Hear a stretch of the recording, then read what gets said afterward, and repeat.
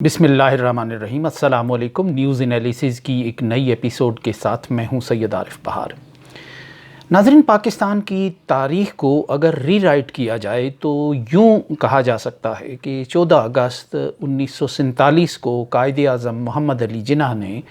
برصغیر کے مسلمانوں کے لیے اوبلیغ جاگیرداروں، سرمایہ داروں اور بالادست طبقات کے لیے ایک توشہ خانہ بنایا جس کا نام چودھری رحمت علی نے پاکستان تجویز کیا۔ پاکستان کی تاریخ کو ری رائٹ کرنے کا یہ آئیڈیا اس وقت آیا کہ جب سرکاری توشہ خانہ کا جو ریکارڈ ہے وہ جزوی طور پر پبلک ہوا۔ یوں لگا کہ ایک گنگا ہے اور جس میں اپنے اپنے انداز سے، اپنے اپنے سٹائل سے، اپنے اپنے طریقہ کار سے اور ذہنی سوچ و ساخت کے اعتبار سے ہر کوئی اشنان کرتا رہا ہے۔ ایک ایسا حمام ہے جہاں کسی کے تن پر بھی لباس باقی نہیں ہے۔ قومی خزانے میں آنے والی چیزیں کس قانونی طریقہ کار کے تحت آتی تھیں یا ان کا حاصل کیا جانا ممکن تھا، یہ تو ایک الگ بحث ہے۔ اگر قانون میں اس کی گنجائش موجود ہے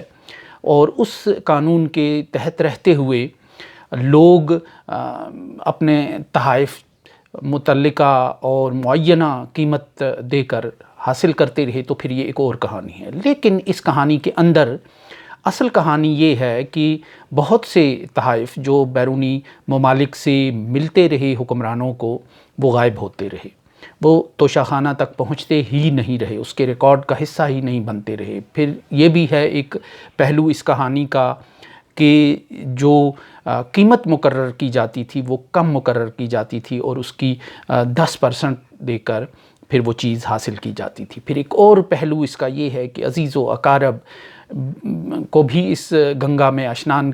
کرایا جاتا رہا، حتیٰ کہ ہمارے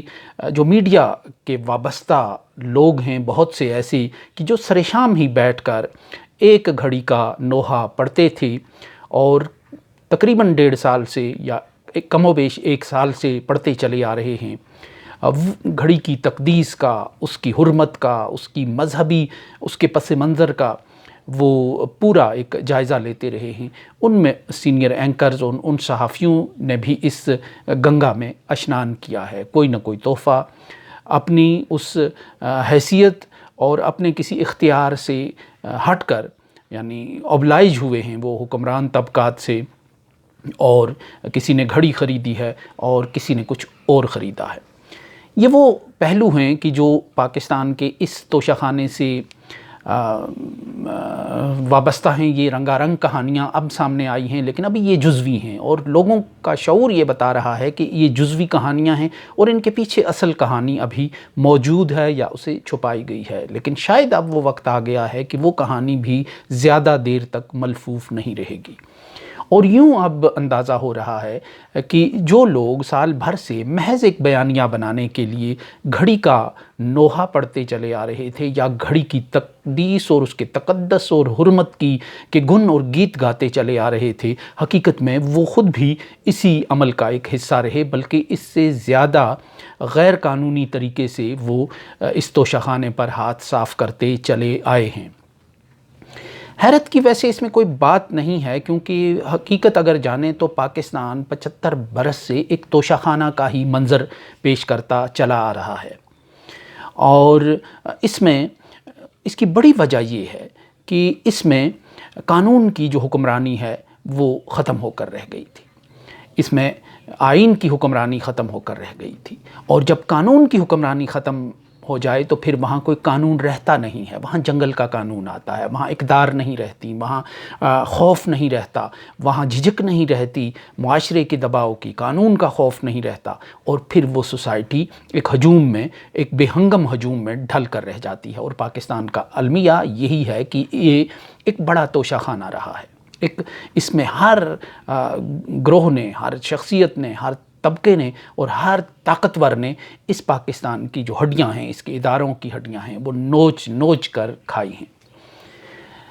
بہت پرانی بات نہیں ہے، پاکستان میں ایک بہتر اور مستحکم معیشت کا حامل ملک تھا، جس میں بہت سے ادارے اچھے انداز سے کام کر رہے تھے۔ اگر PIA کو ہم دیکھیں تو یہ ایک بہت بڑا ادارہ تھا پاکستان کا، اور جس کے تجربے اور مہارت سے دوسرے ممالک اپنی جو ایئر لائنز ہیں وہ منظم کرتے رہے اور فائدہ اٹھا کر اس ادارے سے۔ لیکن آج یہ ادارہ زمیں بوس ہو گیا ہے، ایک ملبے کا ڈھیر بن کر رہ گیا ہے، اور لوگ PIA کے جہازوں میں یا تو سفر ہی نہیں کرتے، یا پھر وہ اپنا تحفظ کے لیے جو وظائف کا بھرپور اہتمام کرتے ہیں، اور لوگوں کو جو اپنے عزیز و اقارب سے وہ بخشوا کر گھر سے نکلتے ہیں۔ یہ ایک بڑے ایسے ادارے کا جو عالمی سطح پر کمپیٹ کر رہا تھا، اس کا حال ہوا۔ پاکستان سٹیل مل 90 کی دہائی میں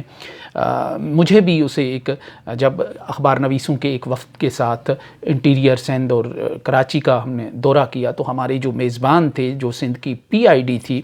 انہوں نے جو سب سے پہلے کراچی کا ہمارا دورہ رکھا تھا وہ پاکستان سٹیل مل کا رکھا تھا۔ یہ غالباً 93 یا 94 کی بات ہے۔ اور جب ہم اس وسیع و عریض دنیا میں پہنچے تو کنالوں پر پھیلی ہوئی ایک دنیا تھی، اور اس میں انسانوں کا ایک سمندر تھا، کوئی ایک سائڈ پہ کام کر رہا ہے، کوئی دوسری طرف کام کر رہا ہے، اور ایک فنکشنل ادارہ نظر آ رہا تھا، اور جب اس میں لوہا پگھلایا جا رہا تھا تو اس کے اپنے ایک مناظر تھے، بالکل ایک عجیب دنیا تھی، اور ایک عجوبہ تھا پاکستان میں یہ جو سوویت یونین کے تعاون سے کراچی میں سٹیل مل لگی تھی۔ لیکن اس بہترین ادارے کو، جو میں سمجھتا ہوں کہ پاکستان میں تاج محل لیول کا ایک عجوبہ تھا، کہ باہر سے آنے والے لوگ اس کو شوق سے دیکھتے تھے، اندرون ملک سے جانے والے کراچی، ان کا بھی پہلا یہی ہوتا تھا شوق کہ وہ پاکستان سٹیل مل کو دیکھیں، وزٹ کریں وہاں سے، اور جو کراچی کی انتظامیہ ہوتی تھی یا صحافتی ادارے ہوتے تھے وہ بھی مہمانوں کے لیے اس کو لازمی ایک حصہ سمجھتے تھے کہ انہیں اس ادارے کا دورہ کرایا جائے۔ لیکن اس ادارے کا برا حال کر دیا گیا، توشہ خانہ بنا کر رکھ دیا گیا، اس کی ہڈیاں بوٹیاں ہر حکومت نے اپنے اپنے انداز سے بیچیں، اور آج یہ ہے کہ یہ بند دروازوں کے پیچھے، تالوں کے پیچھے ایک ویران منظر پیش کر رہی ہے، جس میں ہزاروں ملازمین تھے، اور اس میں بلا شبہ لاکھوں افراد اس سے رزق حاصل کرتے تھے، کسی نہ کسی طرح وابستہ تھا ان کا رزق اس کے ساتھ۔ وہ ادارہ آج ایک حسرت اور یاس کی تصویر ہے، اور اب اس کے مردہ وجود کو بھی نہیں چھوڑا جاتا۔ پچھلے دنوں ایک رپورٹ میں دیکھ رہا تھا کہ رات کی تاریکی میں جو ایک مافیا ہے وہ وہاں سے اسکریپ کے طور پہ جو لوہا ہے، جو سریا ہے، جو باقی اشیاء ہے، مشینری ہے، اس کو منتقل کرتا ہے، اور پھر وہ بیچتے ہیں، اور پھر کہیں باہر کی دنیا میں جاتا ہے یا اس کا سکریپ بنا کے بیچا جاتا ہے۔ یعنی ایک مردے کا کفن بھی جو ہے وہ بھی تار تار کیا جاتا ہے۔ یہ دو مثالیں صرف پاکستان کے توشہ خانہ بننے کی ہیں، اور اس میں حکمران طبقات پوری طرح شامل ہیں، اس میں سیاسی حکمران بھی ہیں، اس میں فوجی حکمران بھی ہیں، اور اس میں اس ادارے کے منتظمین بھی ہیں، عام لوگ بھی ہیں، اور سول جو ایڈمنسٹریشن ہے وہ بھی اس میں پوری طرح شریک ہے۔ تو پاکستان کے جو اداروں کا برا حال کیا گیا وہ اس توشہ خانے سے کم نہیں تھا۔ اس توشہ خانے کا اثر تو پاکستان کے عام آدمی پر یا پاکستان کے وجود پر اس طرح نہیں پڑتا، کہ یہ بہرحال ایک اخلاقی معاملہ ہے، اور ایک اخلاقیات کا جو بحران ہے پاکستان کو درپیش، یہ اس کا ایک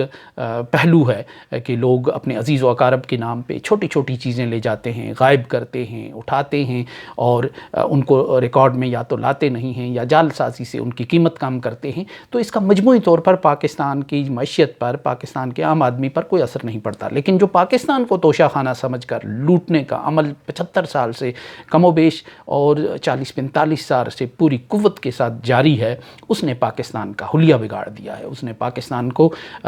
بالکل مرزا غالب کی اس کے شعر کی مانند بنا دیا ہے کہ دشت کو دیکھ کے گھر یاد آیا، کوئی ویرانی سی ویرانی ہے۔ تو یہ ایک ایسا منظر ہے کہ پاکستان خود ایک بڑا توشہ خانہ ہے۔ یہ چھوٹے توشہ خانے کی کہانی، یہ اس کے آگے کچھ بھی نہیں ہے۔ حقیقت میں جو پاکستان کا زوال ہے، اور پاکستان آج معاشی بربادی کے دہانے پر کھڑا ہے اور کوڑی کوڑی کا محتاج ہو کر رہ گیا ہے، یہ اس مائنڈ سیٹ کا کمال ہے، یہ اس مائنڈ سیٹ کا کارنامہ ہے کہ جس نے پاکستان کو ایک توشہ خانہ سمجھ کر لوٹا، اس کی ہڈی بوٹی نوچ ڈالی اور قانون کی حکمرانی کی بجائے یہاں نظریہ ضرورت کو ترویج دیا، اور اب پاکستان ایک زوال کی ایک انتہا پر کھڑا ہے، اور اس زوال کے سفر کو عروج کے سفر پر بدلنے کا واحد راستہ یہی ہے کہ پاکستان میں قانون کی حکمرانی ہو، قانون کا خوف پیدا کیا جائے لوگوں کو، اور تاکہ قانون کے خوف کے نتیجے میں لوگوں کا جو اخلاقیات کا معیار ہے کہ جو قومی املاک کو، قومی چیزوں کو جو وہ امانت سمجھنے کا جو رجحان ختم ہو چکا ہے، اس رویے میں کوئی تبدیلی نظر آئے۔ تو ایک چھوٹے توشہ خانے کی کہانی سے ایک بڑے توشہ خانے کی جو بربادی ہے، اس کا جو سفر ہے، اس کا عنوان یہی ہے کہ پاکستان کو دوبارہ قانون کی حکمرانی کی طرف لوٹنا ہوگا۔ سو اس کے ساتھ ہی اجازت دیجیے، اللہ نگہبان۔